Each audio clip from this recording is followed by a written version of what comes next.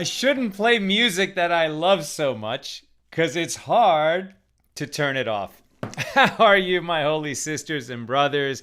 That's an Eitan Katz song, Al Hatzadikim, a song. It's actually taken from the blessing in the Amidah, asking God to bless the righteous ones among us.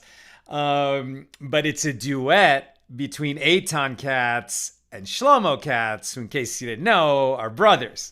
And in fact, I know their father very well too, Av Shalom. It's incredibly beautiful, righteous, musical family. And those brothers are amazing. And we got to get it. And they've both been on our show separately. One time we got to get Eitan and Shlomo Katz on Accidental Talmudist together with their father, Av Shalom. Wouldn't that be... Let's light up the darkness. All right, who is with us as we enter a new chapter here in Tractate Pesachim on a Monday night? Melissa in Great Neck, Paul in Chicago, Stephen in New Hampshire, Renee in Indy, James in Indy, Pauline in Arkansas, Bill in Berkeley, Yehuda in South Carolina, Aaron saying shalom, John in Sedona, Ann in Merced, Peter says hi, Sal and Nina, Nancy in North Carolina, Miriam in Colorado, Lisa says shalom, Joe, shalom from Cali. By the way, Accidental Tourist is a poignant movie. It was a good movie. Randy in Florida, PK Sakara says good evening. El Sabieta in Des Moines wishing us well, and Nancy from South Carolina over there on the YouTube side, Marjorie in Georgia, and Lynn in North Texas. Welcome, everybody. I'll just say quickly, today is the last day. So I guess probably expires tonight at midnight, maybe even sooner.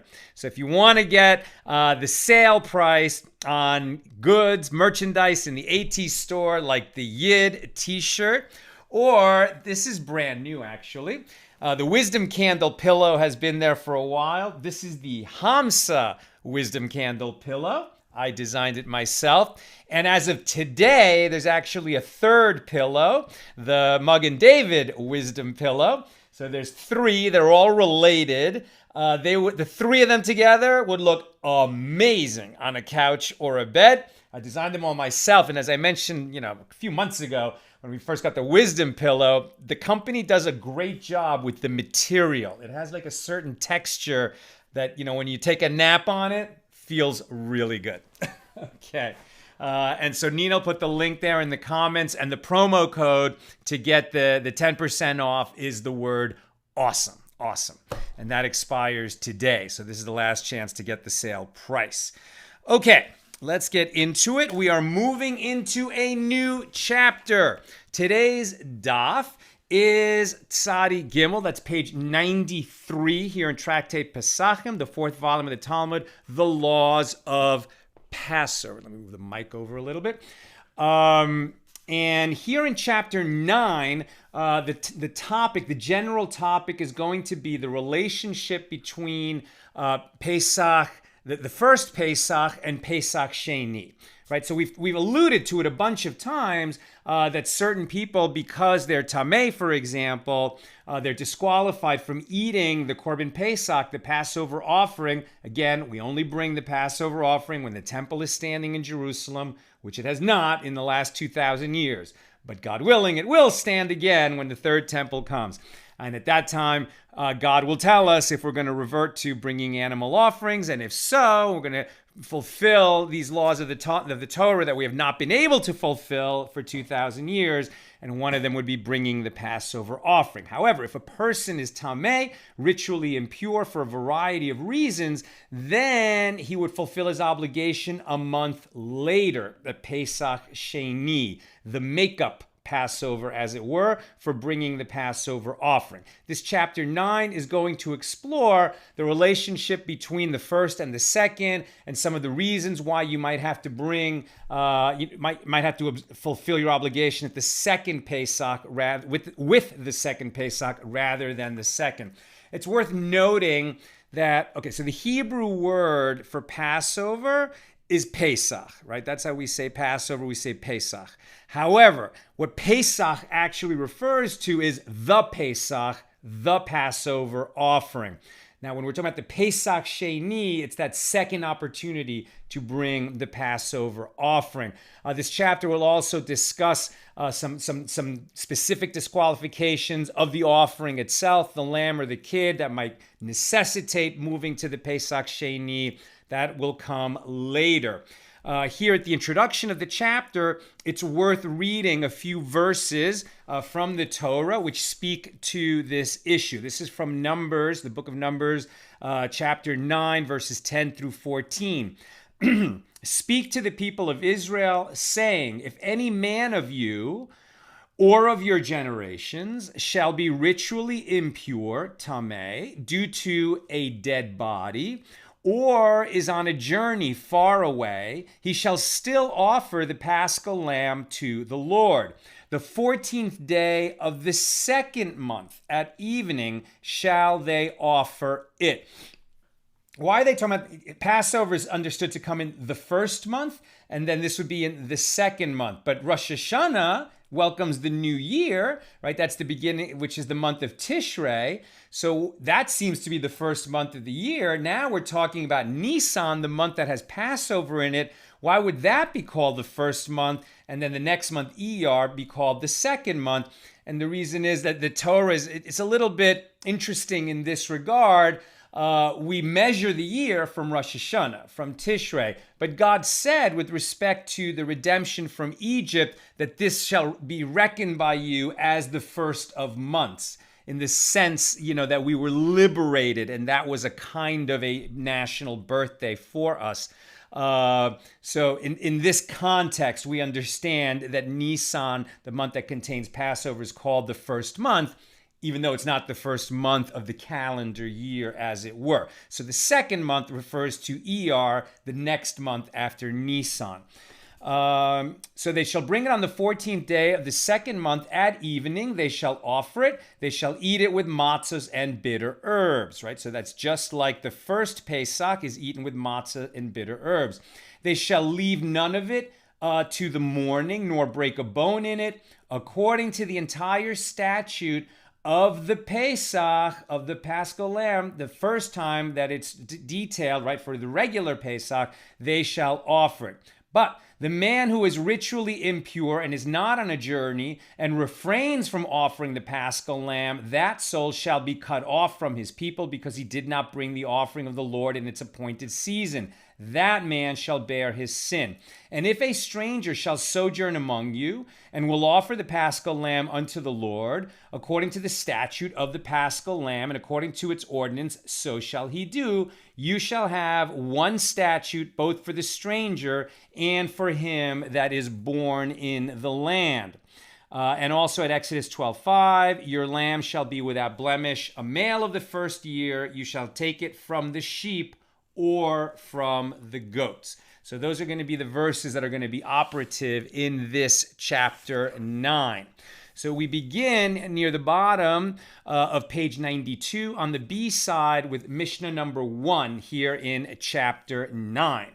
One who was ritually impure or on a distant journey. So this is what the Torah specifies as the two reasons why you would have to wait. You're not able to bring the offering, the Paschal offering, at Passover, at the normally scheduled time, as it were, and so you would bring it a month later. But that rabbis are going to understand that these are two examples, but there are going to be additional cases of people who must defer their offering to the second Passover. So one who was ritually impure or on a distant journey and did not observe the first Pesach by participating in the offering of the Paschal lamb on the 14th of Nisan, should observe the second Pesach by participating in the offering on the 14th of Iyar. If one unwittingly forgot or was prevented by circumstances beyond his control, and he did not observe the first Pesach, he too should observe the second Pesach. If so, that the second Pesach is observed even by someone who forgot or who was prevented from observing the first Pesach by circumstances beyond his control, why is it stated in the Torah that the second Pesach is observed only by one who was ritually impure or on a distant journey? These cases were specified in order to teach that these two groups of people are exempt from kares if they do not observe the second Pesach. But those who were not ritually impure or on a distant journey are liable to receive kares as these cases were specified in order to teach that these two groups of people are exempt from kares if they do not observe the second Pesach, but those who were not ritually impure or on a distant journey, right, and didn't observe the first Pesach because they forgot or because they were prevented from doing so, if they don't observe the second Pesach, then they do become liable to kares. So kares, as we've mentioned before, excision, death at the hands of the heavenly court, a heavy punishment, but one meted out by heaven, not by an earthly court. And again, the sages will use the punishment aspect of a certain law to compare one law to another, right? We can compare laws according to what they obligate us to do, or we can compare laws in the sense of what is the consequence if we don't follow the law. And that is a way of drawing connections between one law and another. So here the sages are going to look at, okay, so what do these have in common? I didn't bring the first Pesach because of its reason specified in the Torah. I was tameh or I was on a journey. What is my then obligation to bring the second? I'm obligated. What if I fail to bring it at the second Passover? What is the consequence then? Versus what if the reason I missed the first one is not one of the reasons specified in the Torah? So in this case, I forgot or I was prevented. Then what is my obligation to bring it at the second Passover? And what is the consequence if I do not? Now we go into the Gemara. Actually, first, let me tell you how the law came out, because we're going to be skipping around a little bit. There's a lot to cover, and we're not going to read everything that's on the page. So that's the Mishnah. Before we get into the Gemara, let me just tell you two halachas. This is where the debate ended up. One who was ritually impure or on a distant journey. So those are the those are the cases specified in the Torah. At the time of the slaughtering of the Paschal lamb, or one who unwittingly forgot or was prevented from participating due to circumstances beyond his control, all four of these should observe the second Pesach by offering the Paschal lamb on the 14th of the month of Iyar. Second halacha, if one unwittingly forgets to observe the first Pesach, or he's prevented from doing so due to circumstances beyond his control, but he then intentionally refrains from observing the second Pesach, he is liable to receive kares. In addition, one who intentionally refrains from observing the first Pesach, so that's a fifth case. This is not a person who was tameh, nor away on a distant journey, nor he forgot, nor he was prevented through circumstances beyond his control. Rather, this is somebody who chose intentionally not to observe the Pesach in its time. So one who intentionally refrains from observing the first Pesach is liable to receive kares, even if he later unwittingly fails to bring the Paschal lamb on the second Pesach. However, one who is ritually impure or on a distant journey at the time of the first Pesach is exempt from kares, even if he intentionally refrains from observing the second Pesach, right? So there's going to be, you need a chart to really follow all the different, if I don't do this, but I do that, what is going to be my consequence? Okay, if you really want to know exactly what the law is so you can memorize it, you want to make a chart for yourself. We're going to bounce around a little bit because we just don't have time to get into that detail where we're together memorizing.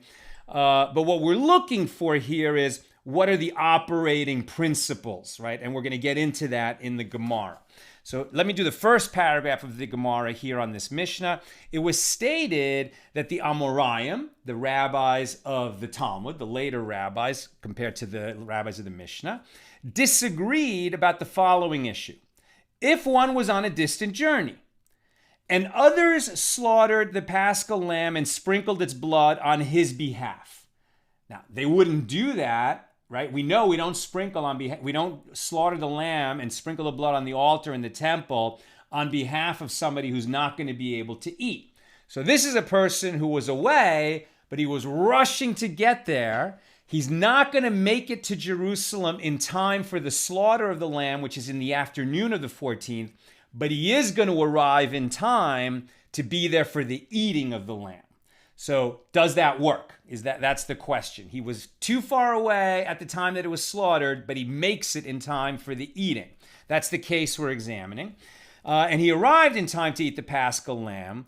Does he need to observe the second Pesach since he was far away at the time that the sacrifice was offered? Rav Nachman said his offering is accepted and he need not observe the second Pesach.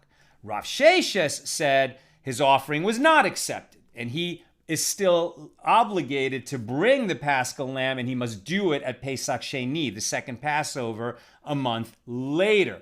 And the Gemara explains their opinions. Rav Nachman said his offering was accepted because the Torah has mercy on one who was on a distant journey and allows him the option of observing the second Pesach. But if he nonetheless did participate in the sacrifice of the Paschal lamb on the first Pesach, since he was part of a group, he would have had to have been registered as part of a group, and so therefore the agent of that group, the member of the group who went into the temple and had the lamb slaughtered, he was included among the people who it was slaughtered for, and then he's there at the time of eating, so you would think he's fulfilled his obligation. He doesn't have to bring it for the second Pesach. That is the opinion of Rav Nachman. Rav Sheshes said, and then, so he has the option of coming for the second Passover, but he made it to the first Passover. So Rav Nachman says, may blessing come upon him, right? He went the distance. He literally went the distance to be part of it the first time, which is preferable if possible. But Rav Sheshes says his offering is not accepted because the Torah deferred his observance to the second Pesach, just as it does for one who is ritually impure. Rav Sheshes is saying the Torah doesn't say if you're on a distant journey or impure, you can bring it at the second Passover, because one who is impure doesn't have that option. He must bring it at the second Passover.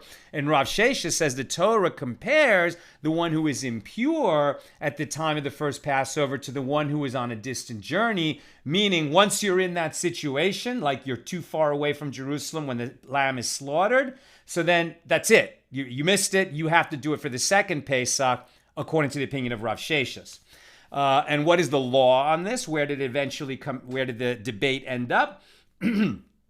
If one is on a distant journey and others slaughter the Paschal lamb on his behalf, and he arrives in the evening, his participation in the offering is not accepted, and he is obligated to observe the second Pesach by bringing a Paschal lamb on the 14th of the Hebrew month of Iyar.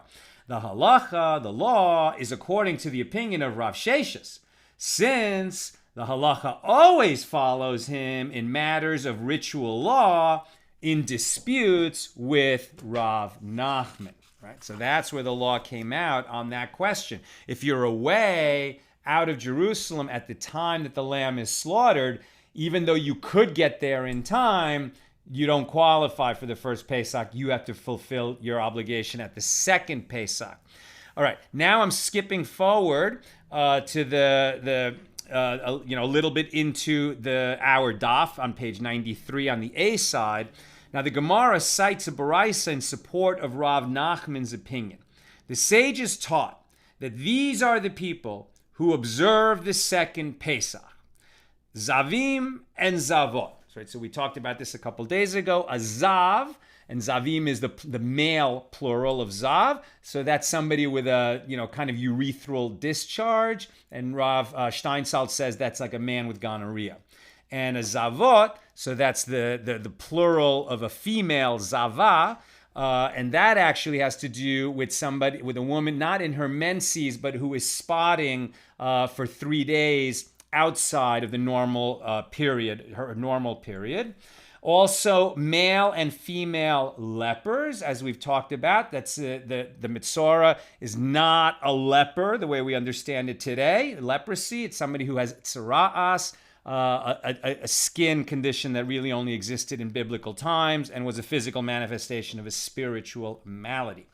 Also, women who are in their menses, menstruating women, and men, so that's called a nida, a woman having her period, and men who had sexual relations with a nida, since that is strictly forbidden by the Torah.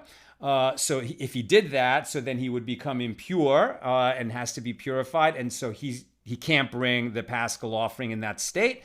He's going to have to wait till the second Passover. The second Pesach. And women after childbirth, because they're tameh from having given birth. Those who fail to observe the first Pesach unwittingly, so somebody who just forgot.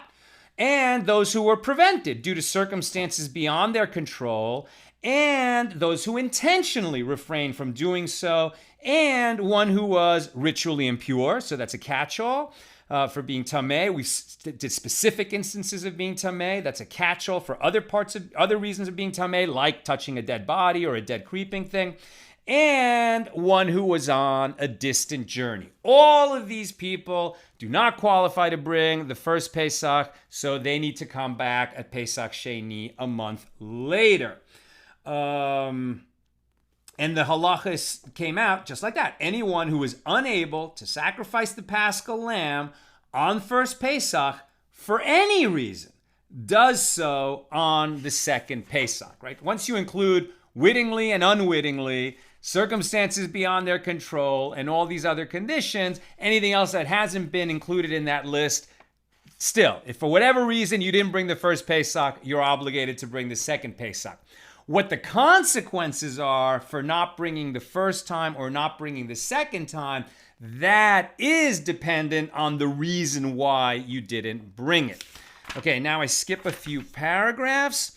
The sages taught in a Tosefta, one who is liable to receive kares for intentionally refraining from observing the first Pesach. Similarly, one who could not observe the first Pesach is liable to receive kares if he intentionally refrained from observing the second Pesach. This is the statement of Rabbi Yehuda Hanasi, Rebbe. So Rebbe says if you intentionally didn't go up to Jerusalem and observe the first Pesach, and you intentionally didn't do it again on the second Pesach, for sure you're liable to kares. Rabbi Nassan says one is liable to receive kares for intentionally refraining from observing the first Pesach, and one is exempt from kares for intentionally refraining from observing the second Pesach, even if he unwittingly failed to observe the first Pesach, as the Torah does not specify a punishment of kares with regard to the second Pesach. Rabbi Hanania ben Akavia says, even for intentionally failing to observe the first Pesach, one is liable to receive kares only if he intentionally fails to observe the second Pesach. Now, what's basically what these three sages are arguing about is what is the relationship between the first Pesach and Pesach Sheni? Is Pesach Rishon and Pesach Sheni? So is it that if you miss the first Pesach, then you have a chance to fix your mistake, and if you do fix it, then you're good? Or is it a little different? Is it that no, if you miss the first, you missed the first, and then if you did that intentionally, you're already liable to kares. So you still now have an obligation to bring it at the second, but you haven't fixed the fact that you intentionally, kept yourself out of first Passover, right? Because the Pesach Sheni is only supposed to be a redress for people that were prevented due to circumstances beyond their control. Or even if it was in their control, but it was real reasons, not just they chose not to. It's because they're tameh or they're on a distant journey, they forgot. Okay, that can happen to anyone. That's not intentional. Or there were circumstances that prevented them from going against their will. And as we'll see, depending on what really is that relationship is what these guys are arguing. So the Gemara adds that Rabbi Yehuda Hanasi and Rabbi Nassan follow their line of reasoning as demonstrated by another dispute between them, which is related to the dispute quoted above. As it was told in a Baraisa, a convert who converted during the month between the offering of the two paschal lambs on the first and second Pesach, and similarly a minor who grew up and became obligated in mitzvahs during the month between the offering of the two paschal lambs is obligated to observe the second Pesach. This is the statement of Rabbi Yehuda Hanasi, also known as Rebbe. Right, so this is a beautiful case to bring as we try to understand what's the relationship between first Pesach and second Pesach. Right, somebody who was not obligated at first Pesach, either because he was a minor, right? A minor is included in the household, but he himself or she herself is not obligated to bring the Pesach, or one who was not Jewish and converted and became Jewish between first and second Pesach. So, if the second Pesach is just a chance to correct the deficiencies of the first Pesach, and he wasn't obligated at first Pesach, well, then he's not going to be obligated in the second Pesach either. But if the second Pesach is its own holiday, right, and the fact that you didn't observe the first now somehow triggers that second one, then it's a little bit different, right? Even though these people weren't obligated in the first, they are obligated in the second. That is what Rebbe says. Rabbi Nassan says, whoever needs to observe the first Pesach needs to observe the second. And whoever does not need to observe the first Pesach, for example, one who is a minor or not yet Jewish, does not need to observe the second Pesach either. So Rabbi Nassan says this minor who became an adult between first and second Pesach, or the non-Jew who becomes a Jew between first and second Pesach, since they weren't obligated in the first Pesach, remain not obligated at the second Pesach, according to Rabbi Nassan.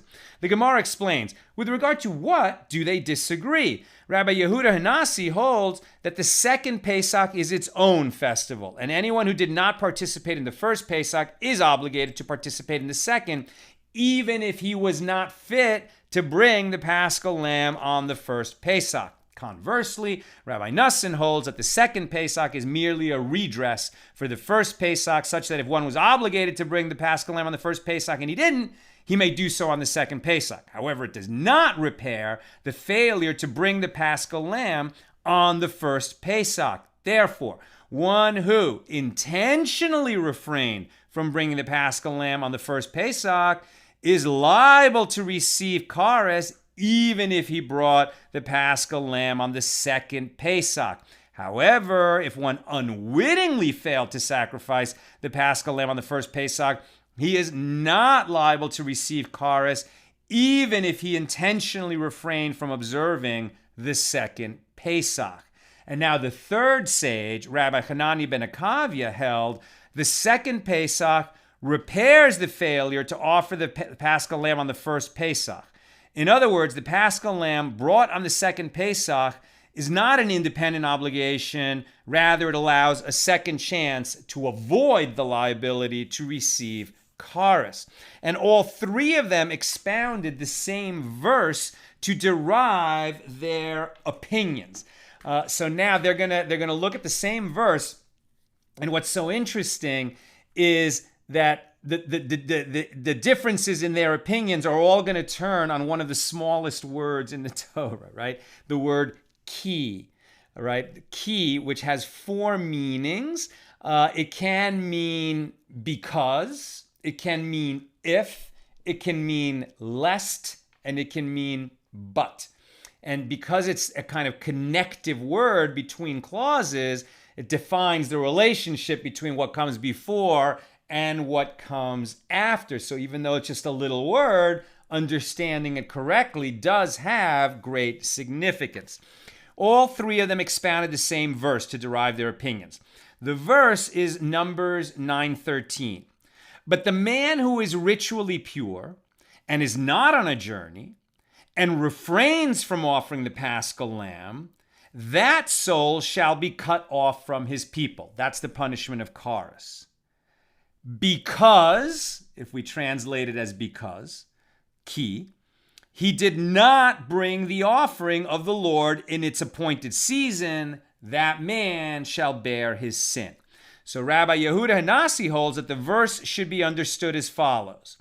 The phrase, and refrains from offering the Paschal lamb, that soul shall be cut off, means that he did not participate in the offering on the first Pesach. In the continuation of the verse, Rabbi Yehuda Hanasi understands that the word ki means if. If. As the word has various meanings, and one of them is if. Therefore, the verse can be interpreted in the following manner. If he also did not bring the offering of the Lord in its appointed season, i.e., if he also didn't bring it at the second Pesach, then that man shall bear his sin. So according to Rebbe, you are liable to receive kares, death at the hands of the heavenly court, if you intentionally fail to participate in the first Pesach, but then you have an opportunity to make up for it, and if you do, then you're dismissed, right? The case dismissed, and you're not liable to receive kares. And Rabbi Nassan holds that the verse should be understood differently. In the verse, and refrains from offering the Paschal lamb, that soul shall be cut off from his people because he did not bring the offering of the Lord in its appointed season. This word ki has the meaning of because. And this is what the Torah is saying.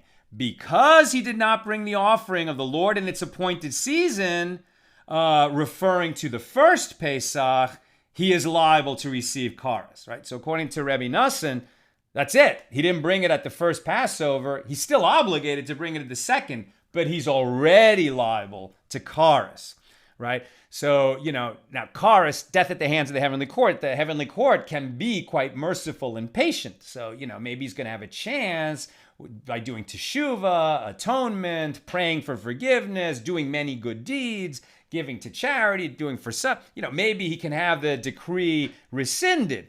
But at this point, he's liable, right? He's already liable. According to Rebbe, that sentence would be suspended. Let's see what he does at the second Passover. If he doesn't bring it at the second Passover, kares. But according to Rabbi Nassan, he didn't bring it at the first on purpose, kares, right? That's the difference.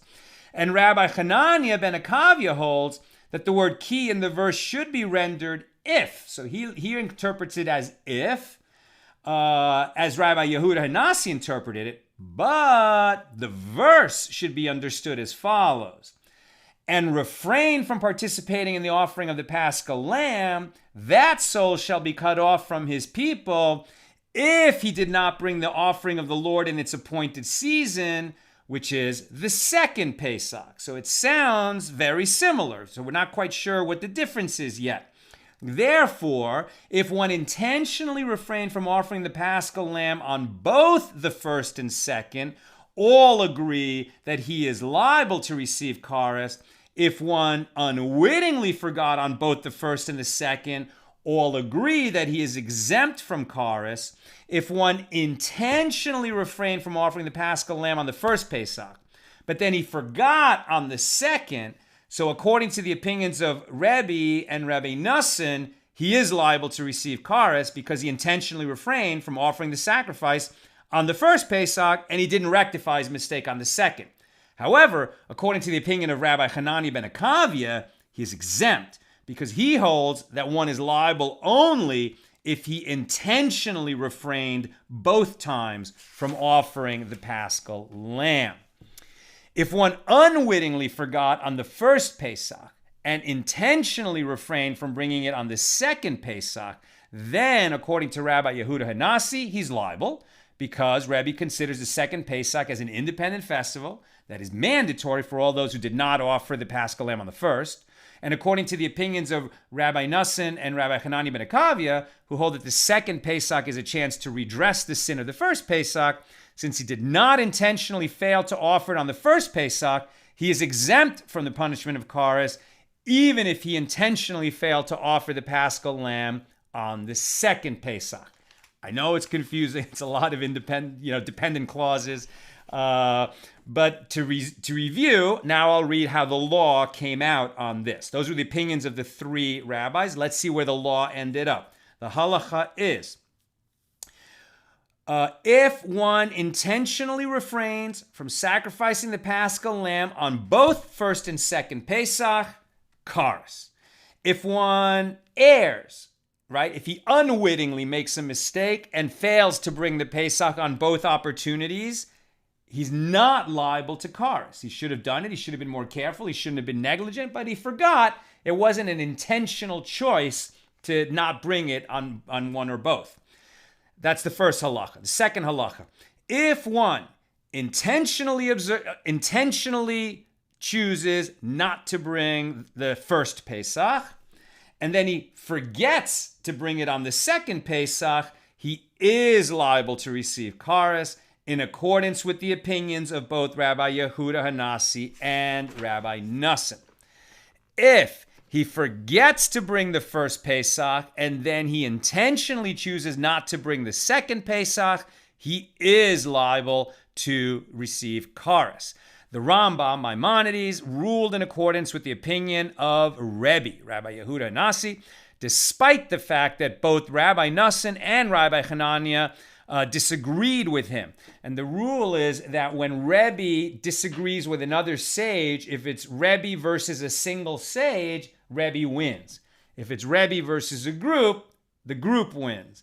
Here there's two people who disagree with Rebbe, but because they disagree with each other, it's considered like two individual matches, and the opinion of Rebbe prevails. That actually concludes our discussion of the first Mishnah. And I'm almost done. So if you have questions or comments, get them in there now. But we're going to open our discussion of the second Mishnah here in chapter 9. Mishnah number 2. What is the definition of a distant journey, right? So we talked about all the reasons why you might miss the first Pesach. We've just been talking about intentionally missed it or unwittingly missed it. But what the Torah talks about is because you were tameh, and specifically because of a dead body, or because you were on a distant journey. So the second Mishnah explores what does it mean to be on a distant journey. What is the definition of a distant journey that exempts one from observing the first Pesach? Anywhere from the city of Modi'im and beyond, and from anywhere located an equal distance from Jerusalem and beyond in every direction. This is the statement of Rabbi Akiva. And as we'll see, the city of Modi'im is approximately 10 miles. It's about 10 miles away from Jerusalem. So if you're more than 10 miles away from Jerusalem, at least in biblical times, when the only way to get there was riding a horse or in a wagon or on a donkey or more likely walking, right? So then 10 miles is a distant journey, and you're excused if you're that far away. So it seems like a pretty low threshold, actually, because, you could choose to be there, but if you're that far away, you're excused. Where am I? And that's the statement of Rabbi Akiva. Rabbi Eliezer says his barrier is much lower. He says from the threshold of the temple courtyard and beyond is considered a distant journey. Therefore, anyone located outside the courtyard at the time the Paschal lamb is slaughtered is exempt from observing the first Pesach. This is difficult to understand. That according to Rabbi Eliezer, somebody could be in Jerusalem at Passover, and if he wants to be excused from bringing the Paschal lamb, he can be? Really? Why? Right? We'll see. And Rabbi Yosei said to him,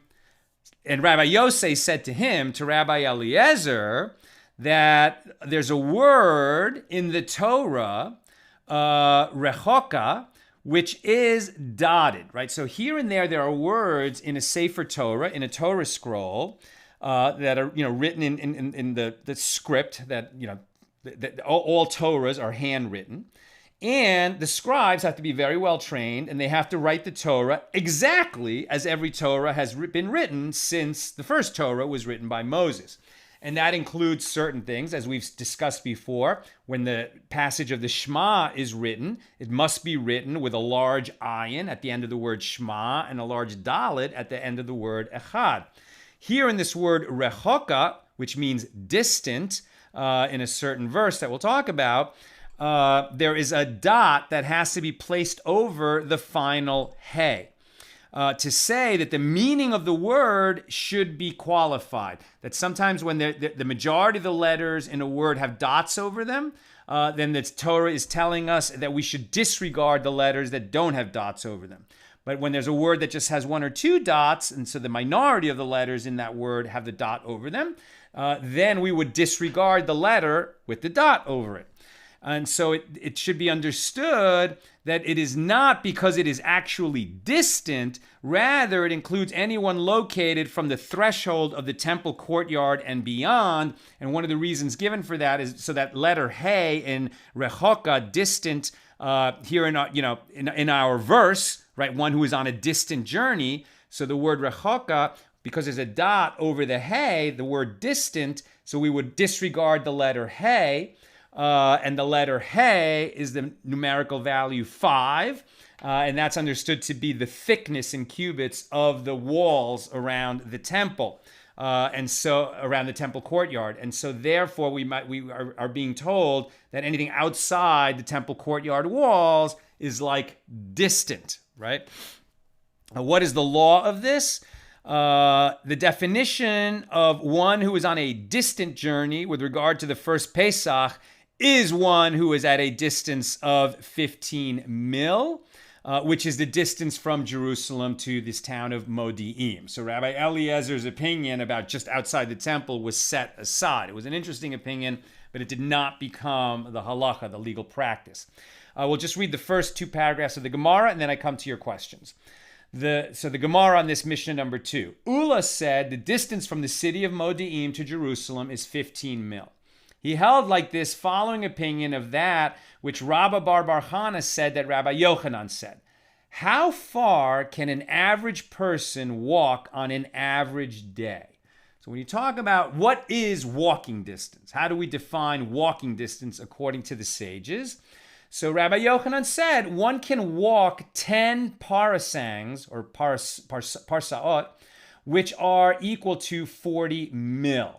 So 40 mil, what is that? They're already talking in what's actually a Roman measurement, because this is around at the time that the rabbis of the Talmud are discussing, and the rabbis of the Mishna even. But what we're really talking about here, a mil is just under a kilometer.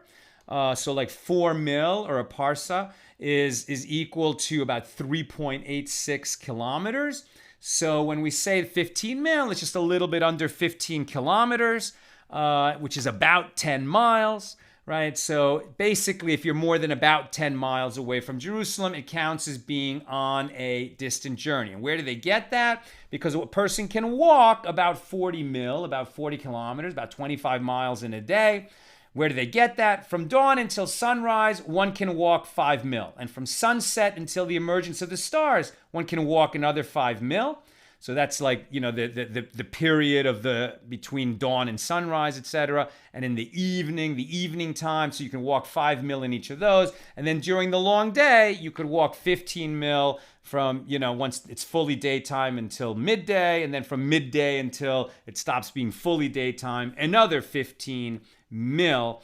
And then what's pretty interesting is that where do they get this idea of you can walk 5 mil from when the first light in the sky until it's fully day?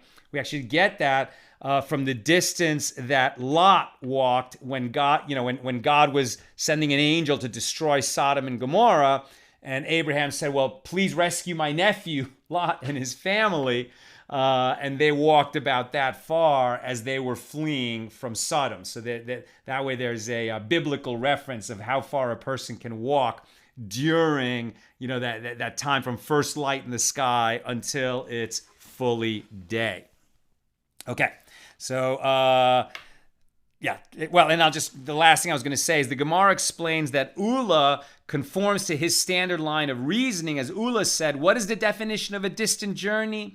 It is any distance from which one is unable to reach Jerusalem and enter the temple by the earliest time of the Paschal Lamb. And so what is that? From when may we slaughter the Paschal Lamb? From noon onwards on the 14th of Nisan. So how far can you travel from when you really normally start traveling, right? And it's really fully day, 15 mil until noontime. So that's what counts as a distant journey. That's what we're going to call a distant journey by definition. All right, let's come to questions and comments. And Sharon says 10 miles is pretty far if you're schlepping a lamb. Very good. You're absolutely right. We think sometimes of, a lamb, it's so cute. An 8-day lamb is a very tiny animal, right? It's like a little lapdog. But a 1-year-old lamb, that's a pretty sizable animal that would still qualify. That's more like you'd register a group of 30 people for it. And everybody could eat a nice sized piece of meat, right? And so if you're bringing that for 10 miles, absolutely right, Sharon. That makes sense to me. And Yosef asks, is Modi'im in the Talmud still existing today in Israel? Well, there is a town of Modi'in, right? Well-known town in modern Israel. Is that the same as Modi'im? I'm not sure.